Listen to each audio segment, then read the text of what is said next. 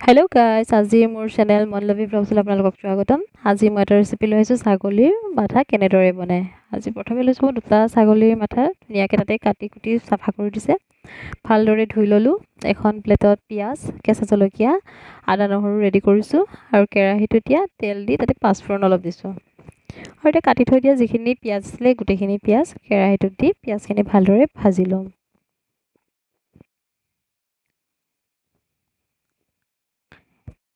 পিঁয়াজখিনি অলপমান ভাজিলোঁ আৰু যিখিনি মই ৰেডি কৰি থৈছোঁ আদা নহৰু কেঁচা জলকীয়া, তাৰ লগতে মই গৰম মছলাখিনি দিছোঁ আৰু শুকান জলকীয়া কেইটামান দি দিছোঁ। এতিয়া গোটেইখিনি এটা গ্ৰাইণ্ডাৰত দি সেইখিনি পেষ্ট বনাই লৈছোঁ। ভাজি থকা পিঁয়াজখিনি মোটামুটি 50% ভাজা হৈছে আৰু তাতে যিখিনি ভাজি পেষ্ট বনাই লৈছিলোঁ গোটেই মছলাখিনি এতিয়া তাতে ঢালি দিছোঁ। এতিয়া ভালদৰে আকৌ ভাজিম। তেলৰ লগত যাতে মছলাটো ভাজা যায়, লগতে পিঁয়াজে মছলা একেলগে সমানে ভাজা যায়।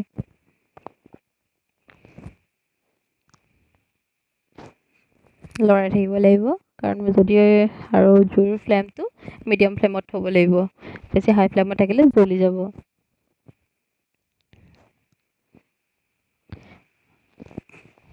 এতিয়া এইখিনি ভাজি উঠি মই প্ৰথমে দিলোঁ নিমখ নিজৰ নিজৰ সোৱাদ অনুযায়ী দিব পাৰে। মই যিহেতু দুটা ছাগলী লৈছোঁ সেই গতিকে মই অলপ ডাঙৰ চামুচেৰে 1 চামুচ মই দুটা ছাগলীৰ মাথা লোৱাৰ কাৰণে ডাঙৰ চামুচেৰে 1 চামুচ দিছোঁ। আৰু এইটো কোনো ধৰণৰ জোল নহয়, অলপ ফ্ৰাইও নহয়, গ্ৰেভিও নহয়, তেনেকুৱা ধৰণৰ বনিব, সেই গতিকে মই 1 চামুচে দিছোঁ। তাৰপিছত দিছিলোঁ অকণমান হালধি আৰু 1 চামুচ ৰেড চিলি পাউডাৰ।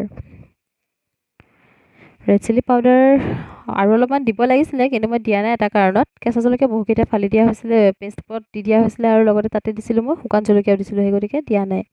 আৰু এতিয়া সেইখিনি ভাজি উঠি তাৰপিছত দিলোঁ জিৰা পাউডাৰ 1 চামুচ। আকৌ ভালদৰে ভাজি থাকিম। যেতিয়ালৈকে মিক্স হৈ নাযায় গোটেই পিঁয়াজে মছলাখিনি, তেতিয়ালৈকে আমি ভাজি থাকিম। এতিয়া যিখিনি মিক্সাৰটো যিখিনি আছিলে অকণমান লাগি তাতে পানী অলপ দি পিনে সেইখিনি আকৌ ভাজি থকা পিঁয়াজ মছলাখিনি ঢালি দিছোঁ আৰু এতিয়া গোটেইখিনি আকৌ অলপ সময় ভাজিম। এয়া চাওক, অলপ অলপকৈ তেল বিৰিঙিব ধৰিছে। যেতিয়াই তেলটো ভালদৰে ওলাব তেতিয়া গম পাম যে মছলাখিনি ভালদৰে ভাজা হৈছে। এয়া কালাৰো চেঞ্জ হৈছে, ৰঙা হৈ গ'ল, তেলো ওলাইছে। এতিয়া আমি যিখিনি ৰেডি কৰি থৈছিলোঁ মাংসখিনি আমি এতিয়া সেইখিনি মছলাখিনি দি দিলোঁ।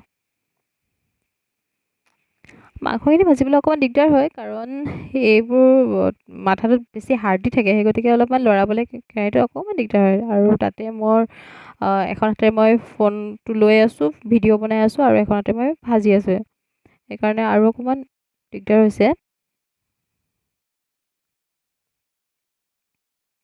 এয়া ভাজোঁতে এইখিনি হ'ল 20 মিনিটমান সময় ভাজা গৈছে, 20-25 মিনিটমান সময় হ'ব। কালাৰটো এতিয়া চেঞ্জ হৈছে। এতিয়া হাৰ্ডি থাকে, সেই গতিকে মছলাটো বেছি ভালদৰে সোমাই নাযায়। এতিয়া তাতে অকণমান কুহুমীয়া কৰি থৈছিলোঁ পানী,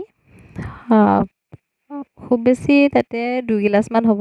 সেইখিনি পানীখিনি দি দিছোঁ, কাৰণ এইবোৰ সিজোতে অলপ টাইম লাগিব। ভালদৰে আকৌ লৰাই দিছোঁ। পানীয়ে মছলা যাতে মিক্স হৈ আকৌ মাংসৰ ভিতৰত যাতে সোমাই যায় আৰু সিজিব লাগিব, যিহেতু সেই গতিকে পানী অলপমান সৰহকৈ দিয়া আছে।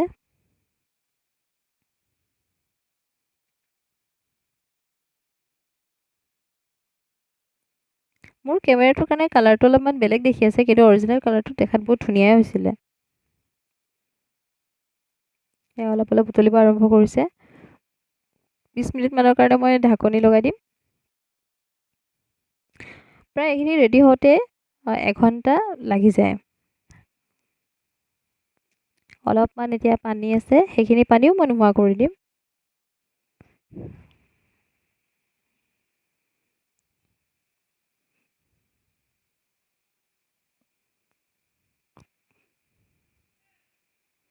এতিয়া ইয়াতে দিছোঁ 1 চামুচ মিট মছলা পাউডাৰ আৰু 1 চামুচ দিছোঁ গৰম মছলা পাউডাৰ। আকৌ মই 10-15 মিনিটমানৰ কাৰণে ঢাকোন মাৰি এয়া ৰেডি মোৰ মাংস। কোনো ধৰণৰ জোল হোৱা নাই, এনেকুৱা ধৰণৰ বনাই থৈছোঁ। যদি ভিডিঅ'টো চাই ভাল পালে তেনেহ'লে লাইক, কমেণ্ট আৰু ছাবস্ক্ৰাইব কৰিব বুলি আশা কৰিলোঁ। Thank U.